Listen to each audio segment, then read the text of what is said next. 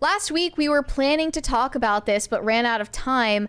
But I feel like this deserves more attention because Elon posted a full diagram of all of the formerly redheaded characters in comic books, in movies, that have been race swapped and now hair color swapped as a result of DEI casting, inclusive casting, whatever you want to call it. There are a ton of examples. This might be the most exhaustive list of examples, and there were a lot of people coping in the comments saying that this has nothing to do with the ginger side. There's no such thing. There is no agenda to erase redheads from media. What are you talking about? Yeah. But it's kind of undeniable at this point. What's really funny is it got to think. So I was reading the thread on Reddit that was talking about this, that says that ginger side is just code for the great replacement. And it got me to wondering about the idea of, is it just about hair color or is it about race? Because there are plenty of examples where they take redheaded characters and then they just swap their hair color and not their race. One of the ones they list on here is April O'Neil has been portrayed by multiple brunettes, but they didn't care until they did the race swap in the animated movie last year. Remember? I mean, the big problem with that was that they also made her frumpy, fat and ugly. Yeah, they took away her beauty, right? They took away her slender frame and the fact that she was, I guess because they, it's like she's not like an adult in this one, so they have to make her frumpy and look like a misfit. I suppose so. Right? To your question, is it about redhead erasure or is it partly race about swapping? Race swapping as well? I think it's both. I think that it's partly because gingers have been stigmatized for literally millennia. Well, I'm seeing more from the people who are criticizing the ginger side. The examples I gave was like, look, they had Paige Turco and they had Megan Fox portray April O'Neil, and I'm sure at least a couple of people commented on the fact that she wasn't a redhead in it. At the very least, you could give them a wig, right? Yeah. It's such a distinctive feature that there has to be someone going out of their way to get rid of it. Yeah. Why would you get rid of such a distinct feature like that? It's also unfair because redheads are a global minority. They are probably the smallest minority in the world. And it's true, redheads have been stigmatized and discriminated against for centuries and possibly millennia. The victims of witch hunts and things like this, like they were assumed to have magical powers and stuff. And now the current iteration of that is they're getting erased in media. Formerly redheaded characters are usually not just hair color swapped. No, they are usually race swapped most of the time. And I think that is 100% an anti-redhead move, but also 100% an anti-white move. I think that's very much intentional. But one person who had an extremely emotionally mature response to Elon's tweet was Doja Cat. She replied saying, "Shut the F up! Shut up! No one effing cares! Shut the F up!" Yeah. But it did get over 100 million views. So I think some people do care that this is happening. Well, also contrary to what Doja Cat said. It's a cop-out argument. No one cares. Why do you care so much? Why do you care so much? I hate that. It somehow comes up in like half of the issues we talk about is that someone says, "Why do you care so much?" Yeah. Like, okay, fine. It's not the femicide going on in the Congo, but we're still allowed to talk about it. And it is intentional what they're doing. It is completely intentional on the part of Hollywood. And, we do have the receipts, but we wouldn't need receipts. We have the diagram right here to prove it for you. I just don't see how you can deny it anymore. The Arrowverse was one of the biggest they were some of the worst offenders of this. Jimmy Olsen, Iris West, a lot of characters that were race swapped. You sent me a whole list from Bounding Into Comics that they published several years back. Every single redheaded comic book character that has been race swapped. Yeah. And they also listed Cyclone, who we saw in the Black Adam movie. She was race swapped. Hawk Girl. Yes, she was also in here. One that's interesting is they point out in that thread that was talking about this, that some of these characters have red hair, but those are the people that are pointing out that it was a race swap. They are now a different race than they were before, but they just gave them red hair. So it's like you can have one or the other. Either they can be white and have brown hair, or they can be black or another race and have red hair. And the most obvious example of that is Halle Bailey playing Ariel in the new Little Mermaid And movie. Batwoman that never came out. That one. Yeah. Starfire was on this list as well. It's never ending. Obviously, April O'Neil is in here. Commissioner Gordon. Yep. Yep, because they put Jeffrey Wright in The Batman. But if we're missing any of these examples, let us know in the comments. Heimdall is in there, of course, from Thor, you know, Idris Elba.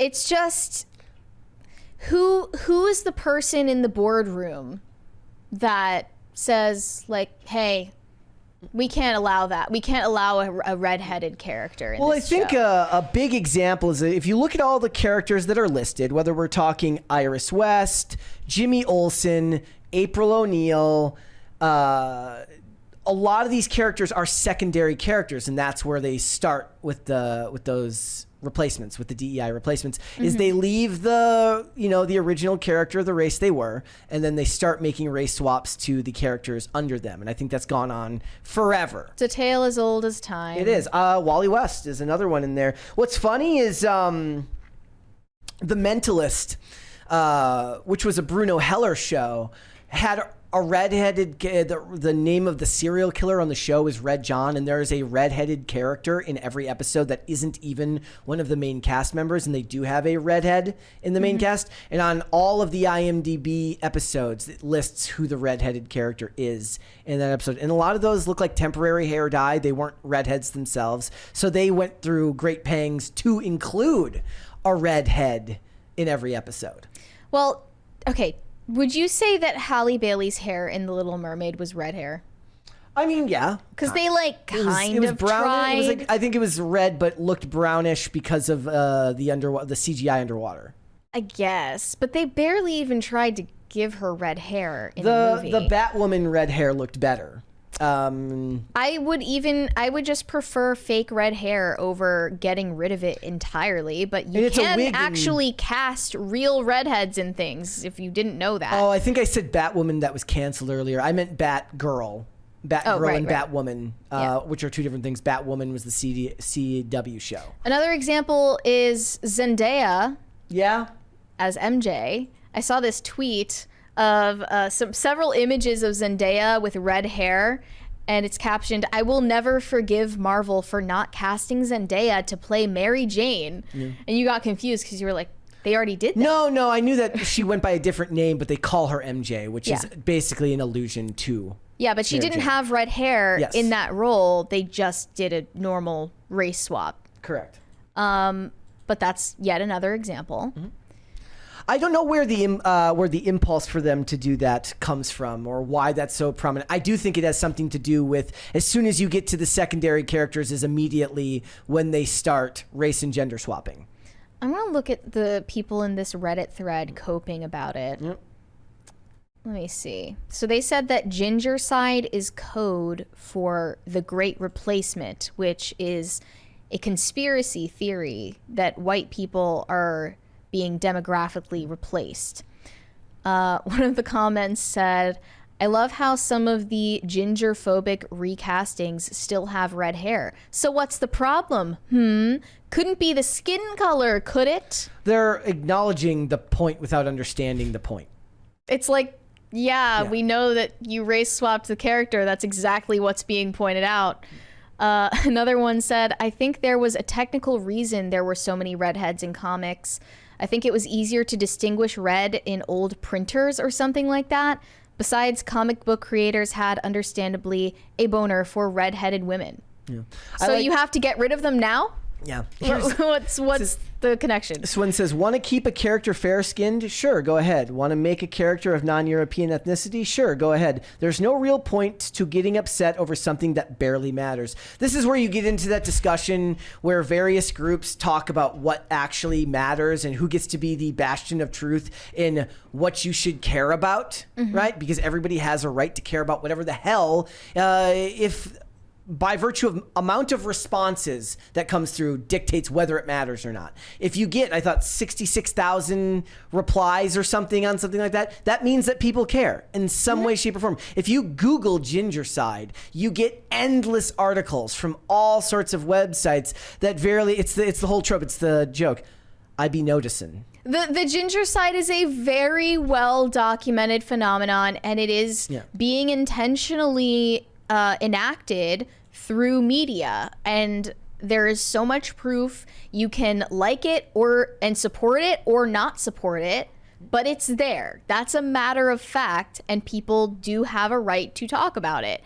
I think that one that was so emotionally manipulative, though, is The Little Mermaid, because of the way that they marketed this as something that finally little black girls around the world can finally relate to this character. Yeah.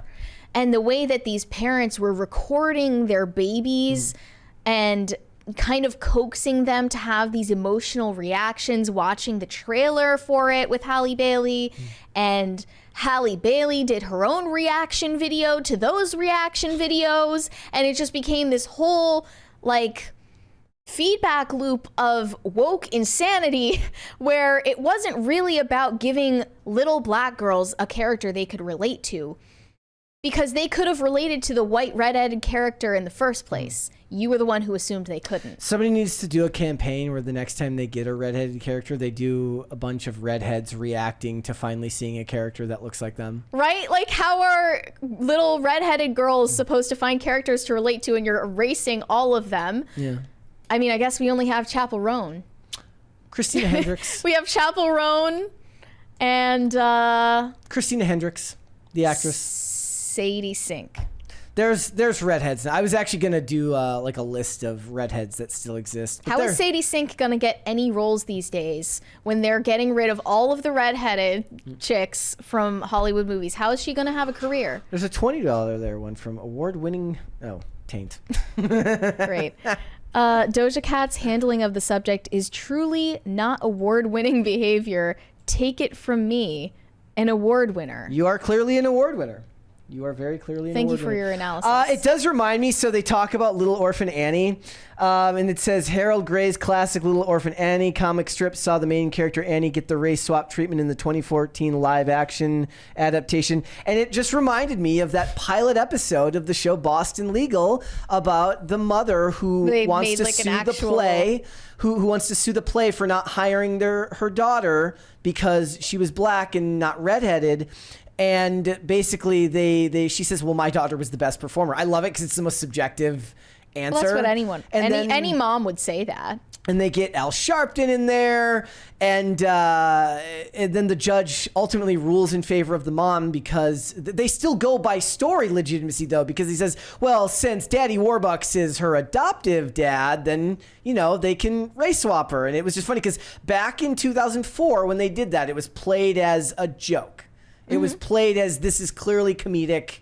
Little did they know. Literally, less than 10 years later that they actually did race swap Annie in real life. Yes.